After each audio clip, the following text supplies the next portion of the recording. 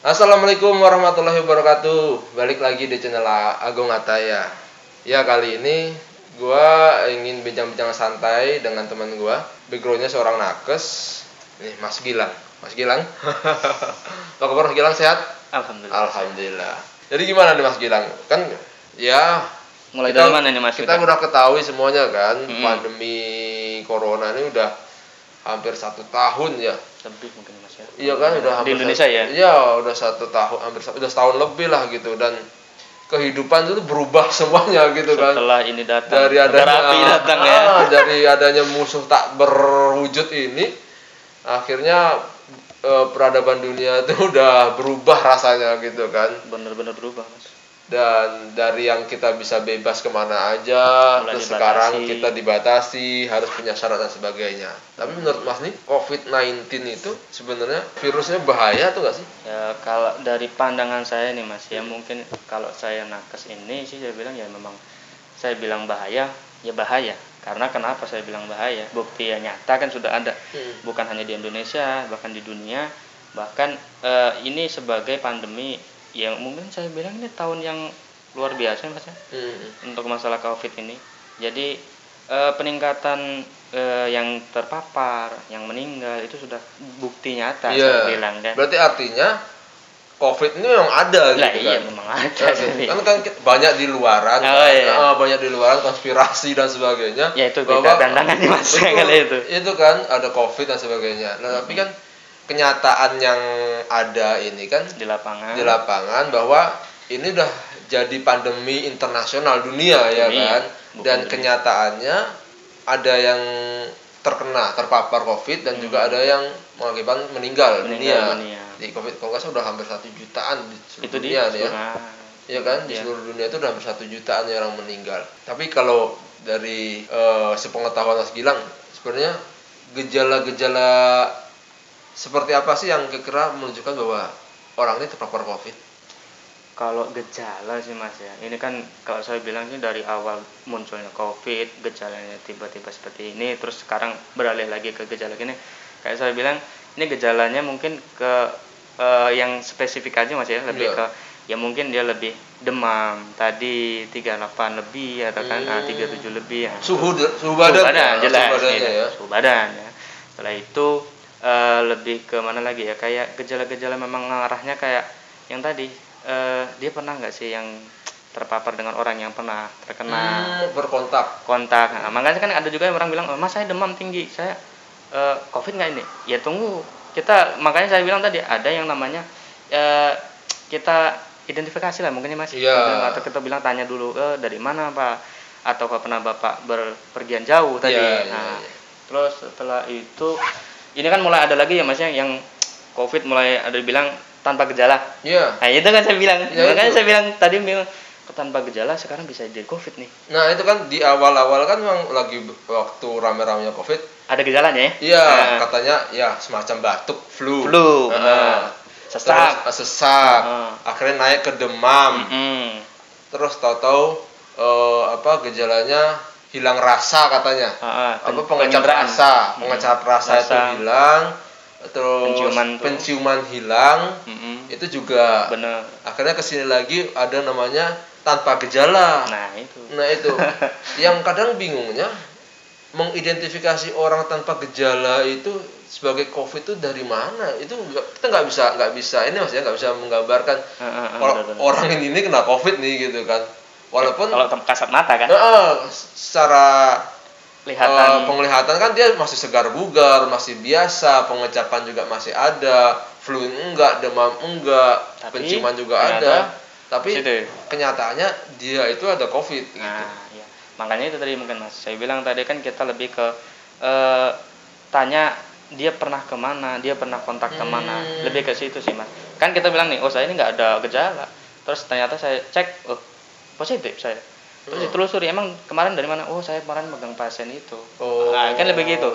Kalau sekarang dia bilang, saya nggak ada gejala, kok saya positif? Nah, saya bilang, itu telusuri lagi. Makanya sekarang ini rantai itu yang dibilang, rantainya yang pantesan setiap di awal orang kan ditanya ya, kalau orang berobat ya. Tapi kadang ada orang yang nggak jujur juga sih. Nah itu susah. Kadang dia nggak jujur. nggak tahu, nggak jujurnya nggak berani atau emang takut atau emang apa nggak tahu kita kan. Alasan mereka lah ya. Alasan, tapi kadang memang yang hal itulah yang membuat para nakes akhirnya kesusahan dan bahkan terpapar Mas ya. Memang benar. Itu kan yang menyebabkan terpapar nakes. Benar gini kan. Kalau secara logika kan nakes itu kan udah dikasih pelindung lah artinya kan. Udah APD. Tapi kalau seandainya dengan pasien yang nggak jujur kan dia bisa kena juga kan. Tapi kalau seandainya jujur kita bisa hati-hati kan gitu kan. Tapi kalau sebagai nakes dengan adanya pandemi COVID ini kehidupannya sekarang gimana Mas nakes nih? Jujur sih Mas ya, mungkin kalau saya bilang saya kebetulan juga kerja di sini, ya saya bukan bagian tenaga medis yang menangani kasus COVID, dan saya juga ini teman sejawat saya juga banyak di sana yang sudah menangani masalah COVID atau yang terpapar sebagai pasien. Itu saya bilang ya, saya beri acungan jempol kepada teman sejawat saya semua. Saya bilang ini namanya berjuang di sini. Ya, karena kita berjuang kenapa ya, mungkin berjuang, arti kata berjuang, kita berjuang dari orang yang percaya sama yang enggak. Iya. Kita berusaha untuk mengobati, kita berusaha untuk merawat orang yang terkena COVID, terpapar COVID. Kita sembuhkan, ya kita usahakan, namanya sudah disumpah. Iya, betul. Merawat ya kan. Atau sebagai nakes di Indonesia kita sudah disumpah, ya gimana ceritanya kita harus memberi pelayanan yang bagus. Nah gitu. Banyak tekanan Mas. Tekanan yang tadi dibilang, ada yang bilang ini mah cuma konspirasi. Iya. Ya ini kita jadi bingung. Kita sebenarnya kita mau kita lulus loh ini. Iya. Nah, gitu. Makanya kadang bingung juga sih bahwa kenyataannya memang ada COVID kan. Terus dibilang adanya konspirasi itu kadang bingung juga. Ya contohnya aja sekarang kalau saya ngelihat pribadi, saya jujur salut, terharu juga sama para nakes yang dia menangani COVID. Iya. Beliau ini, para nakes ini, dia rela nggak pulang ke rumah. Bener. Pulang ke rumah, nggak ketemu keluarganya, demi untuk merawat para pasien. Nah, iya kan? Iya. Sedangkan para pasien ataupun orang-orang yang masih di luar belum jadi pasien, jangan sampai ya, jaga kesehatan semuanya ya. Jadi itu nggak melihatnya perjuangan para nakes ini gitu. Ya, Mas. Kadang ya apalagi sekarang ada berita kalau berapa bulan dia nggak pulang, ada Mas, anaknya banyak Mas gitu, teman saya juga banyak. Nah ya kan dia harus pulang ke asrama atau tempat yang disediakan sama pemerintah kan, supaya nggak pulang ke rumah, supaya keluarganya nggak terpapar juga, karena yang dia urus pasien COVID gitu kan. Dia berani mengorbankan waktunya, tenaga demi pekerjaannya semua, kan? Demi negara lah intinya untuk mengurangi atau menyembuhkan COVID ini. Sekarang kan lagi ini Mas, mulai melakukan penyembuhan lah intinya ya untuk COVID ini. Penanggulangan dengan adanya vaksin. Ya kan. Vaksin. Dan beberapa waktu lalu sudah dimulai dengan Bapak Presiden dan dimulai juga di seluruh Indonesia ya udah. Sudah mulai sih Mas. Sudah mulai kan. Kalau menurut pandangan Mas Gilang, vaksin ini seberapa pentingkah untuk pengendalian COVID ini? Lebih ke ini lah ya. Kalau vaksin ini sebenarnya bukan untuk pengendalian. Lebih ke vaksin ini adalah untuk membuat daya tahan atau imun kita mulai ibarat kata kayak ya kalau bilang kayak terbiasa gitu. Cuman yang nggak dibilang langsung saya sudah suntik vaksin saya kebal sama nggak bisa gitu, karena sistemnya ini kan bukan kayak gitu. Vaksin ini semua bukan kayak gitu. Jadi intinya tadi kita diberi vaksin yaitu tadi untuk berusaha kita supaya makin kebalnya tubuh kita terhadap virus ini. Nah, tapi tetap juga walaupun sudah divaksin, habis itu nanti takutnya gini Mas, bilang sudah vaksin saya, kemana-mana nggak pakai protokol. Iya kan, nggak pakai masker dan segala macam. Karena dia merasa dia kebal, saya sudah kebal segala macam. Takutnya seperti itu.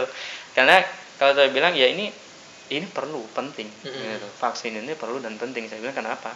Ya karena kita nggak tahu kan ini virus baru. Nah, saya bilang ini penyakit baru, virus baru. Dan ini dikasih vaksin untuk supaya kita tahu nih ada virus baru. Nah, jadi vaksin ini supaya untuk ngebalin atau imun kita supaya terbiasa dengan vaksin. Meningkatkan daya tahan tubuh, imunitasnya gitu ya, kan. Kayak gitulah bahasanya Mas mungkin ya. Lain bukan berarti ketika sudah divaksin itu kita merasa kebal dengan COVID, enggak ya Mas ya? Enggak. Ya, makanya kan? Untuk teman-teman semuanya juga harus tetap menjalankan protokol kesehatan yang pemerintah bilang 3M ya kan? Mencuci tangan, memakai masker dan menjaga jarak.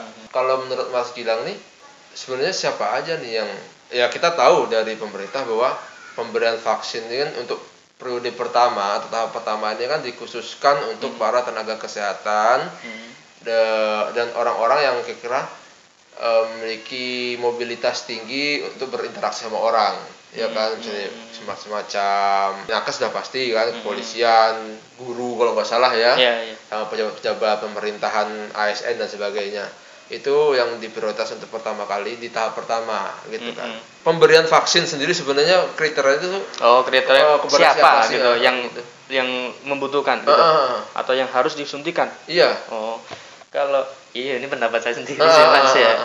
Kalau pendapat saya karena ya kebetulan juga saya belum ada untuk pelatihan vaksin itu. Nah, kalau saya mohon maaf kalau saya ada salah-salah ngomong ya mungkin harus dikoreksi sedikit. Nah, karena kalau sepengetahuan saya atau pendapat saya ya mungkin kenapa ini yang diharuskan dulu divaksin ya mungkin tadi benar jadi bilang orang yang ya tadinya kenapa di nakes dulu karena nakes adalah orang yang nanti akan menolong orang yang tadi terpapar jadi dia kita kebalkan dulu mungkin kayak gitu jadi orang-orang yang penting ya kalau saya bilang pejabat juga mungkin ya terlalu penting kan dia kan juga pengayom untuk rakyat jadi mungkin kalau saya bilang itu dulu yang dianukan setelah itu mungkin baru ke warga atau ke masyarakat lah misalkan gitu. Kalau mungkin pendapat saya kayak gitu sih. Tapi kalau untuk diberikan ke orang itu ada syaratnya nggak sih Mas? Ya tadi seperti yang kita pernah lihat kemarin Pak Jokowi divaksin kan ada meja 1, meja 2, dan meja 3 di setiap meja selalu ada pertanyaan gitu kan. Ada misalnya yang harus divaksin tuh yang benar-benar tidak terpapar COVID, belum pernah terpapar COVID, ya kan, atau punya penyakit lainnya, komorbid lah, ya kayak gitu. Nah itu memang benar kayak gitu Mas ya? Kalau setahu kami ya gitu tadi Mas, mungkin bukan nggak boleh ya Mas, yang tadi bilang kan di situ ada tulisannya yang sudah terpapar ya, ada kata-katanya saya terpapar tidak boleh vaksin ya, yang tidak boleh gitu. Katanya kan yang diperbolehkan untuk divaksin itu kan orang yang belum pernah terpapar COVID atau kita kan nggak tahu orang yang sudah terpapar COVID itu kan tidak boleh, itu karena apa? Dan saja kalau saya pribadi Mas meyakini bahwa orang ini mungkin saya meyakini lah gitu. Ada orang yang kira dia merasa memiliki gejala seperti COVID tapi dia nggak berani untuk memeriksakan diri bahwa karena ya seperti yang kita ketahui kan orang kalau terpapar COVID biasanya ada ya semacam social distancing diskriminasi masyarakat gitu, pengguncingan, sayangnya itu sebenarnya itu nggak boleh, tetap sama aja gitu kan, karena virusnya juga bisa sembuh kan, kalau dikucilkan kan malah kasihan, malah ngedrop, malah banyak pikiran, mental semakin rendah imunitasnya. Seharusnya kalau ada saudara atau tetangga yang mendapat musibah seperti itu harus dikasih semangat gitu kan. Cuman kita balik lagi Mas, saya meyakini bahwa banyak orang yang nggak berani memeriksakan diri karena takut.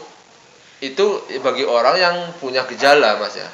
Ada juga orang yang merasa nggak punya gejala, tapi kan kita mengetahui bahwa COVID ini juga ada gejala yang OTG kan, orang tanpa gejala kan, bahwa orang tanpa gejala juga bisa terpapar COVID, ya kan Mas ya. Nah itu mengidentifikasinya itu sebenarnya bukan mengidentifikasi ya. Itu gimana Mas kalau misalnya nih untuk waktu masyarakat oh dia mau suntik vaksin nih, dia kan nggak tahu nih kena COVID apa enggak, sedangkan ditulis tulisannya tidak boleh yang sudah terpapar. Iya, itu kayak gimana, apa ada efek atau dampak lah ke diri orang itu atau gimana? Oh gitu, iya sih Mas ya, mulai lagi nih kita ngomong masalah saya sendiri, maksudnya pendapat saya sih. Kalau mungkin ada yang salah dikoreksi. Betul. Kalau pendapat saya sih mungkin begini sih mas, lebih bukan nggak boleh, mungkin lebih ke boleh, cuman ini kan sekarang vaksin ini ya terbatas di Indonesia. Ya mungkin dibilang kita memprioritaskan dulu ini yang belum kena, gitu. Iya. Kalau untuk dikatakan, nanti misalkan dia tak tahu nih, dia sebenarnya sudah kena nih, terus disuntik kan, ada nggak dampaknya gitu kan? Iya betul. Kalau dampak atau enggak sih, mungkin saya bilang nggak ada saya. Ini kan vaksin ya, vaksin sudah diuji, sudah melewati segala macam uji coba segala macam kan, pasti sudah ada penelitian. Pasti. Nah, kita mikir gini mas, orang sudah ada penelitian kok, yang sudah lama orang-orang pintar yang ngasih penelitian nih. Terus dikasih ke orang kan pasti sudah ada, ini sudah kayak gini berarti boleh kan? Nggak main udah langsung kasih gitu kan? Jadi saya bilang untuk tadi dampak sih nggak ada. Kita kan sama misalkan nih saya tahu nih, ini pasien ternyata kena, dia nggak tahu. Setelah itu kita vaksin, ya kan? Nah terus ada dampaknya, ternyata saya bilang sih kayaknya nggak ada. Untuk dampak kayak bintik-bintik atau gitu kan, takutnya bengkak-bengkak paling kan mungkin ya seperti vaksin seperti biasa lah ya, waktu kecil mungkin demam kecil atau pegel-pegel dikit, itu kan pasti ada ya. Kalau orang Jawa bilang kemeng kayak gitu kan. Pasti ini kan biasanya kan gitu, orang habis suntik kan itu pasti ada lah kayak gitu. Pasti. Tapi nggak terlalu, maksudnya nggak terlalu jadi momok menakutkan ya. Besar, momok menakutkan, akhirnya berdampak sesuatu hal yang buruk terhadap diri orang itu enggak lah mas ya. Insya Allah enggak lah, karena memang menurut vaksin kan tadi dibilang kan untuk menambahkan imunitas. Kita dimasukkan ke dalam tubuh, imun kita akhirnya menambah. Intinya untuk menghambat virus masuk lah mas ya. Ya mungkin lebih menghambat, bisa gitulah dibilangnya. Atau dibilang kayak ini nih kayak gimana sih ya bilang, imunitas dibuat kayak sudah terbiasa dengan virus yang tadi kan gitu. Sistemnya kayak gitu mungkin sih bang. Tapi intinya kan vaksin ini memang sekarang diperlukan karena memang supaya bisa mengurangi lah tingkat resiko tertinggi dari kehidupan manusia, yaitu meninggal kan. Itu yang kita mau, makanya dikasih vaksin kan, mungkin pemerintah mengupayakan supaya tadi mengurangi resiko meningkatnya orang yang terkena. Betul. Iya, mudah-mudahan lah dengan vaksin. Dengan vaksin ini kita bisa bisa lebih hidup normal kembali lah ya mas ya. Insya Allah. Saya kangen dengan hidup normal lah gitu. Kangen jalan-jalan. Iya, jalan-jalan bisa aja, tapi kan kita harus mengikuti aturan protokol dan sebagainya. Kalau keluar daerah harus rapid, antigen, swab dan sebagainya, itu kan sesuatu hal yang jarang kita lakukan dan membatasi ruang gerak kita kan gitu. Yang mudah-mudahan dengan adanya vaksin ini itu kita bisa kembali hidup normal kembali lah gitu, seperti sebelum adanya si Covid gitu. Negara api ini ya. Negara api. Tapi Mas Gilang siap divaksin? Insya Allah siap. Siap ya? Insya Allah siap. Kapan rencana itu? Tanggal 20 mas. Tanggal 20. Hari ini sekarang tanggal 16 ya? Bulan ini pokoknya mas. Ini kita syuting tanggal 16 nih. Jadi tanggal 20 nanti Mas Gilang Insya Allah divaksin. Mudah-mudahan kita doakan ke Mas Gilang supaya tidak ada masalah dan berjalan dengan lancar. Vaksinnya juga bekerja dengan baik. Amin. Kan Mas, mudah-mudahan juga selalu diberi kesehatan semuanya. Tapi untuk masyarakat semuanya, siap nunggu giliran aja divaksin. Nggak usah takut. Nggak usah takut divaksin. Karena memang tadi pertama vaksin untuk meningkatkan imunitas tubuh kita. Apalagi dan yang ini demi kesehatan kita gitu kan. Dan pimpinan negara di dunia juga udah pada suntik kalau nggak salah kan. Kemarin saya lihat Pak Erdogan di Turki juga udah suntik Sinovac, kan. Di Raja Salman juga, Ratu Elizabeth kalau nggak salah, itu saya lihat udah suntik vaksin. Dan ya intinya kan vaksin ini punya tujuan baik lah gitu kan. Nggak akanlah seluruh pimpinan itu mengupayakan jelek untuk rakyat, nggak mungkin kan gitu. Intinya kan ini upaya pemerintah di seluruh dunia untuk mengendalikan atau mengurangi penyebaran COVID. Kalau mudah-mudahan bisa hilang COVID-nya kan. Amin. Gitu kan. Amin. Kalau gue pribadi gue siap divaksin. Oh gitu. Siap berarti Mas ya? Iya. Kalau gue pribadi. Suntiknya siap? Suntik siap. Biasa kan banyak tuh, saya mau vaksin tapi saya takut suntiknya. Enggak lah, kalau insya Allah disuntik enggak takut. Aman. Karena tadi pertama ya pikiran kita harusnya diluruskan dulu. Ya. Kita vaksin untuk biar apa? sehat untuk gitu. Apa? Tujuannya. Dipositifkan dulu lah pikiran teman-teman semuanya yang mau vaksin. Bagi yang takut vaksin atau masih banyak terkontaminasi teori-teori konspirasi di luar, itu hak mereka lah ya Mas ya. Iya, kalau bisa dikurangi lah gitu kan. Karena ya untuk keperluan kita sendiri, untuk keperluan keluarga kita, lingkungan kita, orang-orang terdekat kita, supaya semuanya terlindungi dan sehat semuanya. Amin. Gitu, amin. Sekali lagi Mas Gilang, terima kasih waktunya mengganggu hari-harinya. Aman, pas libur Mas. Pas libur ya. Jadi terima kasih sekali lagi waktunya udah bisa sharing ke kita, ke teman-teman semuanya yang ada di mana aja. Teman-teman juga terima kasih udah menonton, ambil sisi baiknya, dan sekali lagi jangan takut vaksin.